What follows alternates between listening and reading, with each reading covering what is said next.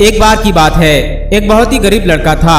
वो हर रोज जैसे तैसे करके यहाँ वहाँ से खाने का जुगाड़ करता था, लेकिन हर दिन कोई उसका खाना चुरा लेता था। एक दिन उसे पता चला कि एक चूहा उसका खाना चुरा लेता है, तो उसने चूहे को पकड़ लिया और उससे पूछा, तुम जानते हो मैं बहुत ही गरीब हूँ, फिर भी तुम हमारा खाना चुराते हो। अगर तुम्हें चोरी करनी है तो तुम एक अमीर आदमी का खाना चुराओ, इससे उसको कोई फर्क नहीं पड़ेगा। तो चूहे ने लड़के को कहा, तुम कितनी भी कोशिश कर लो, तुम्हारे अपने जीवन में उतना ही मिलेगा जितना तुम्हारे भाग्य में है। यह सुनकर लड़का बहुत ही हैरान हुआ। उसने कहा, ये कैसे संभव है? फिर चूहे ने लड़के से कहा, यदि तुम जानना चाहते हो कि तुम्हारे भाग्य में क्या है तो तुम गौतम बुद्ध के पास जाओ, वो तुमको बता सकते हैं कि तुम्हारे भाग्य में क्या लिखा है। लड़का गौतम बुद्ध से मिलने के लिए घर से निकलता है। जाते जाते रास्ते में बहुत रात हो गई और रास्ते में उसे बहुत बड़ी हवेली दिखाई दी और वो हवेली के लोगों से वहां रुकने की अनुमति मांगी। हवेली के लोगों ने उसे पूछा कि तुम इतनी रात को कहाँ जा रहे हो? लड़के ने कहा कि मैं अपना भाग्य जानने के लिए गौतम बुद्ध के पास जा रहा हूँ। फिर उन्होंने लड़के से कहा कि तुम हमारे लिए गौतम बुद्ध से एक बात पूछ सकते हो कि हमारी एक 16 साल की लड़की है और लड़की बात नहीं कर पाती, क्या करने से उसके गले में आवाज वापस आ जाएगी? लड़के ने कहा कि मैं आपका प्रश्न जरूर पूछूंगा। फिर सुबह होने पर उसने उन्हें धन्यवाद दिया और आगे निकल गया। आगे रास्ते में उसे बर्फ का पहाड़ मिला। जब वह बड़ी मुश्किल से पहाड़ पर चढ़ पाया तब वहां पर उसकी मुलाकात एक जादूगर से हुई। जादूगर ने लड़के से पूछा कि तुम कहाँ जा रहे हो? उसने कहा, मैं अपना भाग्य जानने के लिए गौतम बुद्ध के पास जा रहा हूँ। तब जादूगर ने कहा, क्या तुम मेरी ओर से गौतम बुद्ध से एक प्रश्न पूछ सकते हो?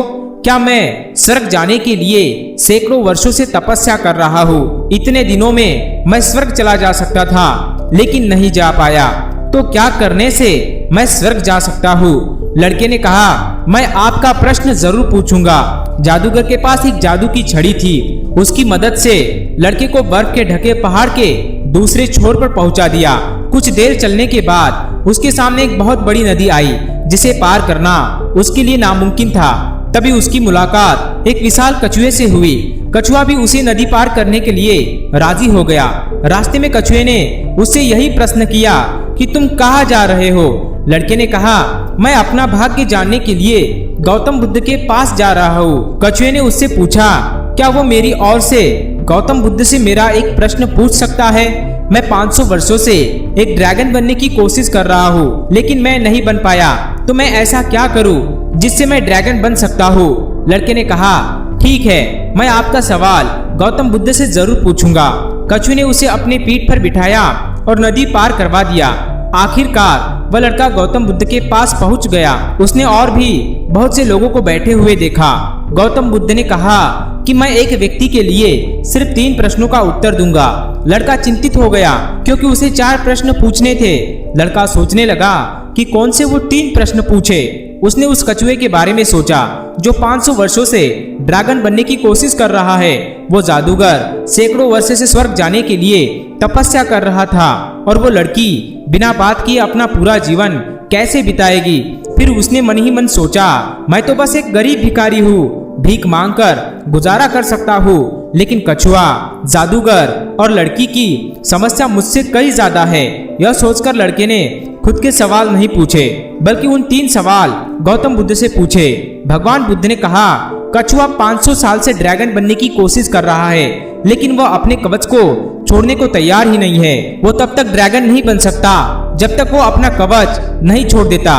तथा जादूगर स्वर्ग जाने के लिए सैकड़ों वर्षों से तपस्या कर रहा है लेकिन उसने वो जादू की छड़ी अपने पास रखी है। वो जादू की छड़ी उसे स्वर्ग जाने से रोक रही है।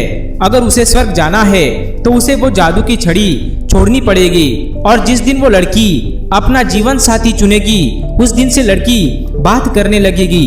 लड़के ने गौतम बुद्ध को धन्यवाद दिया और वहां से प्रस्थान किया।